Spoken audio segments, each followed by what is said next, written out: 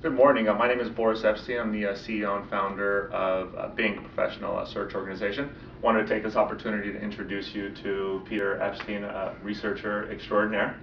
Peter, you want to tell them a little bit about BINC and what you do here? Yeah, so BINC is a professional recruiting firm. We specialize only in the software marketplace and pretty much all across the West Coast, LA, San Francisco, and then up in Seattle. Pretty much as a researcher, I help find good candidates, good clients to work for. I'll do a lot of work doing a lot more research-oriented work, and then actually reaching out to the candidates, seeing what they're interested in, seeing what makes sense for them. Pretty much specialize in San Francisco, but if there's ever any urgent needs in LA or in Seattle, I'll transition there and help find candidates there as well. Okay. What type of companies are you primarily looking to help right now? Pretty much all across the board, mostly very well-funded, well-established startup companies would be my, ideal clients that we try to help, just because they have a very solid foundation. Candidates that we work with like working for companies that are very well-established, that they see a very solid growth potential for them. So rather than a company that maybe could work out, companies that are going to be doing something great couple years down the road. Okay, so your job pretty much is to find top tier candidates, introduce them to a recruiter, and then they run with them through the process. Is that basically it? Correct. Okay, what are you always being asked to find? Like, what's that ideal candidate for you? I guess on like a high level, it's that pedigree information. So good school, good work experience, solid growth progression. But I usually try to look for a little bit more than that. Someone that truly has a passion for what they're working on. Someone that you can tell that it's more than just a job to them. They really enjoy working on it. Maybe they have some side projects. Maybe they take classes outside of work. There's a lot of different engineering competitions, people that perform well in those.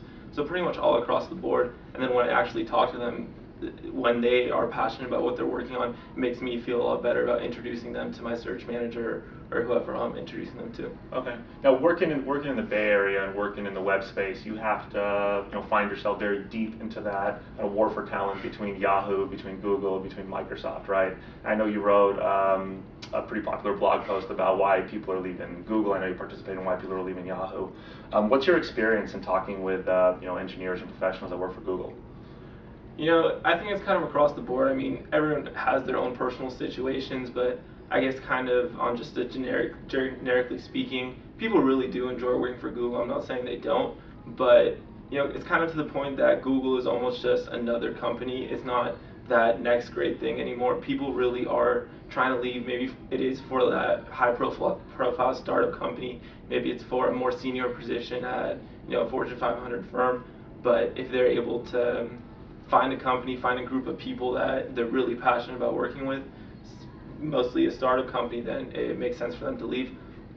And what about on the flip side? What about calling and talking to people that work for Yahoo right now? What's the vibe there? I don't know. It's kind of mixed. Surprisingly, it's not as everyone's leaving as jumping off board ship as fast as they can. There are people that are really just like sticking around. They're really devoted. They really feel that Yahoo can turn around.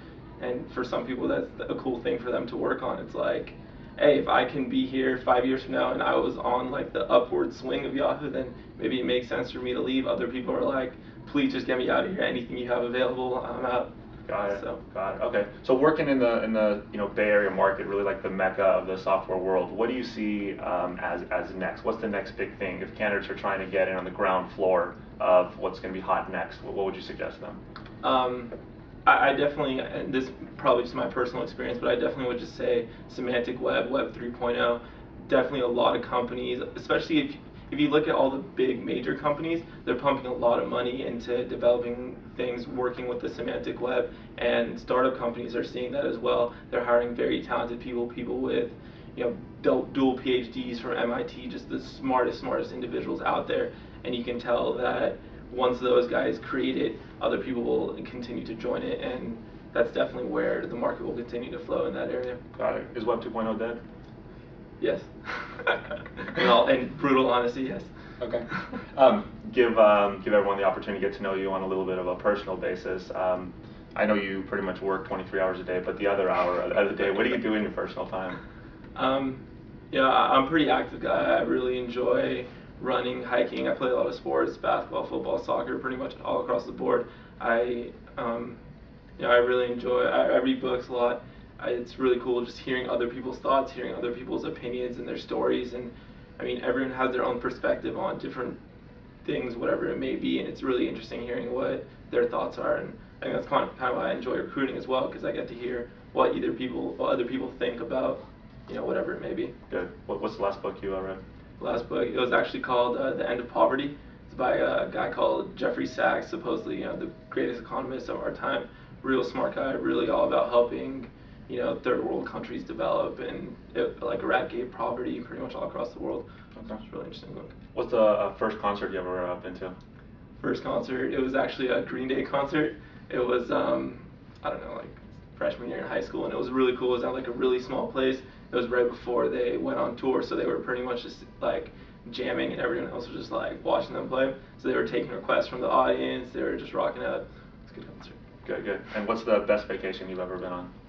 Best vacation was actually to Europe. Went to Amsterdam, Lithuania, and Paris. Kind of random places, but my parents are from Lithuania, so it was really cool seeing like where my family grew up and stuff like that. And then, obviously Amsterdam was pretty cool too. Got it.